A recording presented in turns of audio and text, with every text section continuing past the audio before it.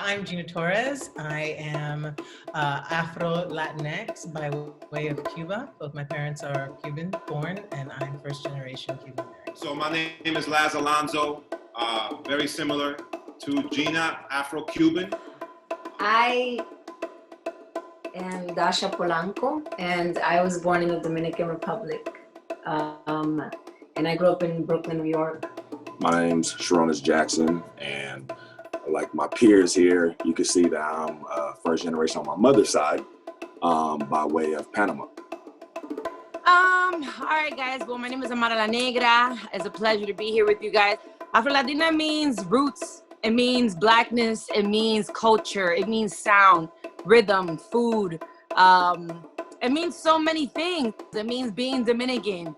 It means being prideful of my ancestors, where I come from, not denying it.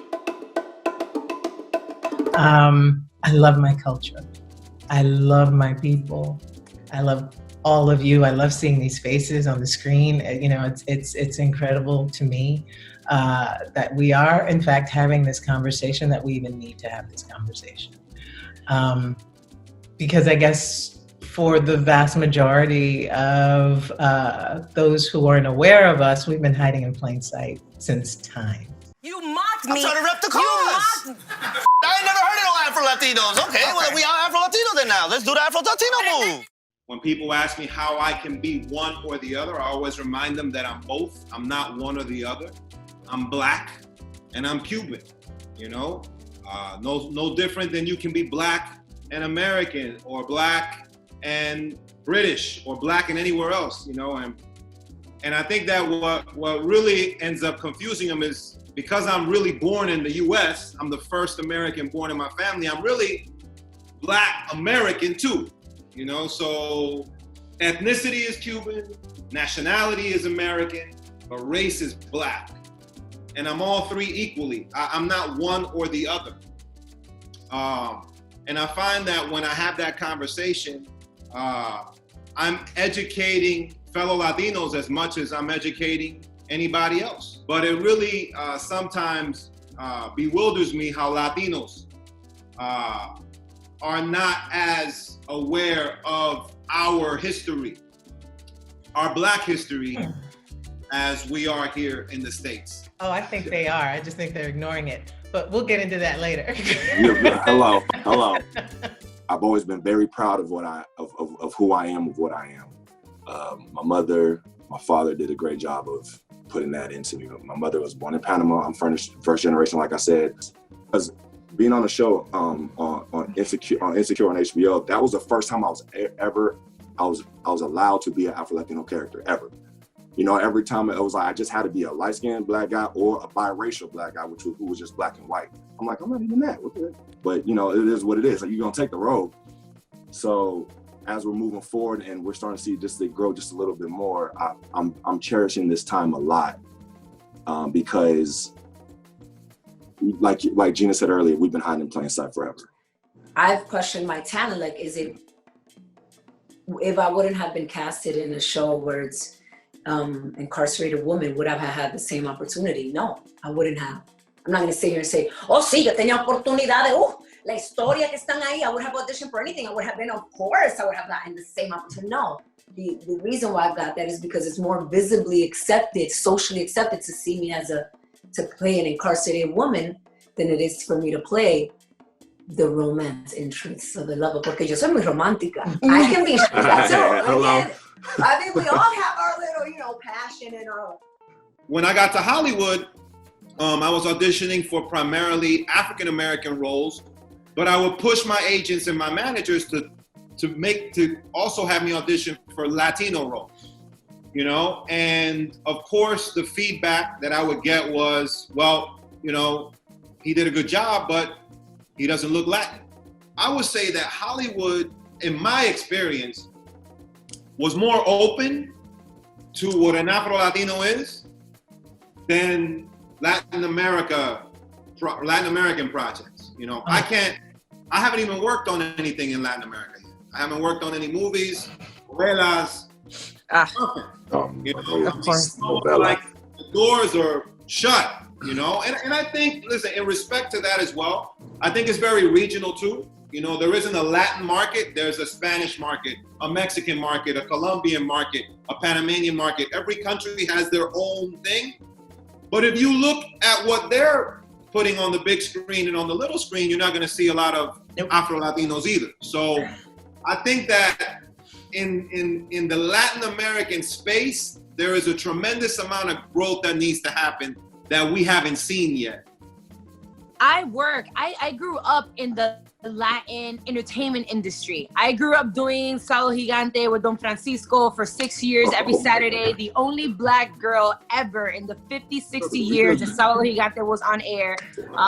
I always felt like una mosca dentro de un vaso de leche. Like, you know, you're like that Black person that they never know how to place. Not based off my talent, it's just your look is messing up the choreography. So I went to an audition. I won't say for what network, because regardless, y'all have to know we don't really have that many options. You know, it's either blase blase or blase blase. So I go and I audition, and then I basically got told the same thing. Yes, you did great, but we're looking for someone, como que they wanted to make it not hurt my feelings. We're looking for someone that looks como que more Latina, you know? No, it's not that you did it bad. You're beautiful. It's just that we're looking for the more Latina. So then, to me, the question goes like, so what exactly does a Latina look like? And I always mention these artists. I love and admire them. My most highest respect for them. But the stereotype is a Sofia Vergara, is a Salma Hayek, is all these women that I admire muchísimo, my most highest respect. But that's not what a Latina looks like. You know, one of my favorite stories to tell is when I auditioned for Alias as an assassin, and she was written Russian, and then they got ready to dismiss me, and I said, because like all actors, we play with voices, right? I said, you know, I have a Russian accent. I can do this with a Russian accent. And their eyes got all wide, like, wait, what? And just for like shits and giggles, they were like, okay, yeah, let's hear it. And I did the same scene as a Russian operative with a Russian accent, and I got the job. Yes. I got in a meeting with the writers, and they were like, well, we're just gonna make her Cuban, we're gonna make her. And I said, please don't. Please don't. Here's what you need to understand and know. There are a lot of Cubans in Russia. There are a lot of Russians in Cuba. And that's how Ana Espinosa was born. And just having that conversation and broadening their world to understand we're everywhere. Right. And we love everybody. So at what point are we really going to stop just filling the quota for Hollywood, which has been for so long dominated in America by white people, right? And by what they perceive us as being what fits Latino, what story should be told from their perspective. At what point do we just stand back and say, you know what, we can't support that anymore? And I think it's happening now. It's a beautiful thing. Now we're not supporting things that we can't relate to, but also I'm going to collaborate with you. Now I'm going to collaborate with you. And you know what? Let's tell our story from our perspective, and let's be our showrunners. Let's be behind the scenes, right? We're warriors. We come from Carib and Arawak and Taino, and we have always had to be warriors and establish our territory. And so at what point are we going to take our territory and our, intellectual property and say, this is what we're going to do, and I have to be part of it, and I'm going to have the control over it, and that's it, What makes me crazy is, we're just not like the hot, spicy this. We're not a dish. We're not just, a downbeat of music. We're not just, we're fully formed human beings. And everything that, that especially what Dascha said about being romantica and that's so true. I have been the eunuch in pretty much every show that I have ever been with, because there are a number of, one of the reasons I'm not a foot taller than most of the men, but you love a tall woman. Too complicated to give me a family. Right. So I'm always, you know, the ball buster or the assassin or the or the this or the Alpha black divorcee or woman. the, you know, or the cop or that doesn't have a life outside of, because to have a life means that you have to humanize it. You know, I look back to my, you know, my dear glamour mama, Diane Carroll, and I remember her telling the story of how she herself went to the producer, Aaron Spelling, and said, I wanted to be the first black bitch on television. And he said, well, I don't know how to write for you. And she said, write it for a powerful black man. I will do the rest. Oof. And that's what we're talking about. I mean, that's what we're talking about. It doesn't matter how it's written. If they cast us, we'll do the rest. We'll bring our truth. We'll bring our truth, we'll bring our story, we'll bring todo eso que tú ves aquí, todo esa sabrosura y azúcar, and we'll bring it.